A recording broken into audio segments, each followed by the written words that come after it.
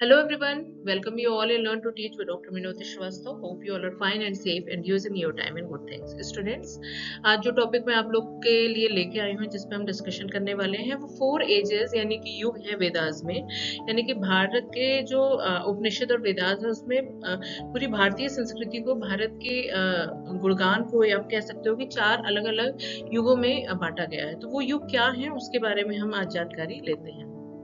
Student, सबसे पहले हम उन 4 युगों के नाम जान लेते हैं जिसके बारे में आज हम चर्चा करने वाले हैं।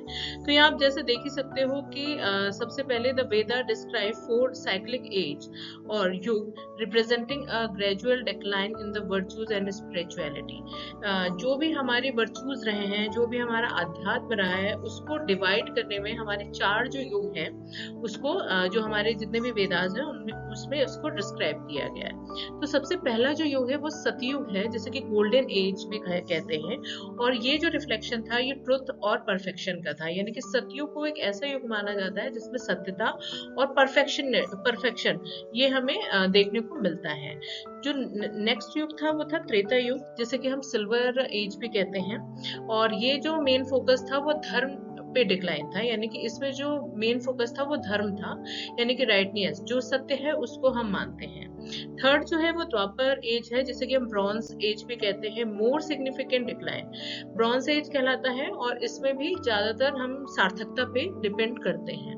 एंड लास्ट वन इज काली युग, जिसे हम कल की युग भी कहते हैं। आयरन एज, जिसमें हम मानते हैं कि ये एज जो युग है ये समय चल रहा है, आयरन एज के नाम से इसे जानते हैं। करंट एज इसे darkness, vice and spiritual chaos where dharma rests on one leg, जहाँ पे धर्म को उतनी वैल्यू नहीं दी जाएगी और जो मोह माया लग्जरी वो ज्यादा इंपॉर्टेंट है। तो ये जो कलयुग है वो आज चल रहा है, मतलब जो हमारा इस समय का सिनेरियो कलयुग के अंतर्गत आता है। These ages are linked to Avatar Ram in Treta, Krishna in Dwapar, and symbolize humanity, decreasing connection of truth with each age lasting a perfection of the previous one, following a 4:3:2:1 ratio। तो ये आप देखोगे, जिस हिसाब से आपको यहाँ पे एक इमेज के थ्रू भी मैं समझाने की कोशिश करूंगी।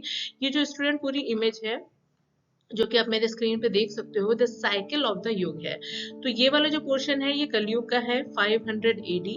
इधर आपको द्वापर युग दिख रहा है, यहाँ पे आपको द्वापर युग दिख रहा है, त्रेता युग, उसके बाद आता है सबसे पहले सतयुग आता है, सतयुग चलता है, देन उसके बाद त्रेता युग आता है, द्वापर युग आता है, फिर कलयुग आता है। सेम वही डायरेक्शन आपको इस साइड पे देखने को मिलेगा। तो ओवरऑल जो साइकिल है वो इस हिसाब से हमारी चली है, एजेस यानी कि युगों की। स्टूडेंट, चारों युगों के नाम जानने के बाद हम ये देख लेते हैं कि हर युग में क्या क्या इंपॉर्टेंट रहा है। तो सबसे पहले हम सतयुग की बात करेंगे। तो सतयुग जैसा कि आपको नाम से ही समझ में आ रहा है, इट्स अ गोल्डन एज। और इसकी जो मेन कैरेक्टरिस्टिक्स या इंपॉर्टेंस है वो आप ये कह सकते हो कि इसमें सत्यता, जो सही था यानी कि धर्म, हार्मनी, स्पिरिचुअलिटी, इन सब की बातें कही गई है। और इसमें जो अवतार रूप में थे वो नरसिम्हा अवतार थे। तो धर्म सपोर्टेड बाय द 4 पिलर, इसमें 4 स्तंभ बताए गए हैं। ट्रुथ है, ऑस्टरिटी है, कंपैशन एंड चैरिटी, ये 4 इसके स्तंभ रहे हैं इंपॉर्टेंट।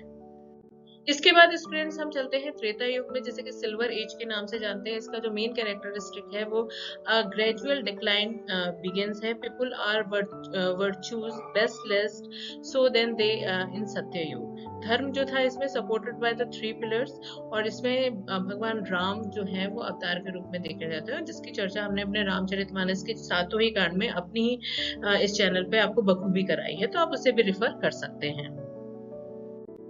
सतयुग के बाद स्टूडेंट बढ़ते हैं हम आगे और आते हैं द्वापर युग में। ब्रॉन्ज एज से हम कहते हैं, इसका जो मेन कैरेक्टरिस्टिक्स है वो फर्दर डिक्लाइन इन वर्च्यूज है। Society became more complex and less spiritual, complex हो जाती है और स्पिरिचुअलिटी थोड़ी सी हमें कम देखने को मिलती है। तो यानी कि जो आम जनता की जो जीवन यापन है वो हमें इसमें ज्यादा देखने को मिलता है। एंड ये सपोर्टेड बाय द 2 पिलर्स, जो हम 4, 3, 2 एंड 1 की बात कर रहे हैं उस हिसाब से, यानी कि उन 4 पिलर में से अब सिर्फ 2 पिलर हमारे समाज में व्याप्त रहते हैं। और इस समय के जो अवतार है वो लॉर्ड कृष्ण है, यानी कृष्ण का जो अवतार है, यानी कृष्ण लीला जो पूरी व्याप्त है, उसमें महाभारत भी हो गया, गीता भी हो गया, सारा द्वापर युग का ही समय था। अल्टीमेटली स्टूडेंट जिस एज में हम जी रहे हैं वो है कलयुग, जिसे आयरन एज भी कहते हैं, डार्कनेस है, और कहीं ना कहीं ये तीनों ही जो युग है उनसे एक तरीके के बाद का युग है। और इसमें वन पिलर, जैसे 4 3 2 1 की बात करें, वन पिलर पे ही सिर्फ ये मतलब एक तरीके से सिंगल पिलर पे ही सर्वाइव कर रहा है, तो इसे कलयुग कहते हैं। और इसका कैरेक्टरिस्टिक्स है the current age, a time of spiritual chaos, moral decline and darkness with increasing vice and conflict. आपको संघर्ष इसमें देखने को मिलेगा, धार्मिकता कम हो जाएगी, लोग एक दूसरे से द्वेष और ईर्ष्या भी कर रहे हैं, तो बेयरली survive on a single pillar और इनसिग्निफिकेंटली डायमेंशन। तो ये कहीं ना कहीं इसकी एक तरीके से आप देख सकते हो ओवरऑल। अगर आप सतयुग से बात करो तो there are lots of changes in this yuga. तो और इसके जो अवतार है ऑफन रिप्रेजेंटेड बाय कल्कि द फाइनल अवतार, ये माना जाता है, इन्हें अभी किसी ने देखा नहीं, कल्कि आएगा जो कि फाइनल अवतार के रूप में होंगे। तो इस हिसाब से स्टूडेंट आज मेरा जो पर्पस था आप लोग को बताने का, वो चारों युगों के बारे में बताने का था। बहुत शॉर्ट में मैंने कोशिश करी आप लोग को इसके इंपॉर्टेंस को बताने की। आई होप आपने ये समझा होगा। मिलते हैं अपने नेक्स्ट वीडियो में नए टॉपिक के साथ। Till then you take care yourself, bye.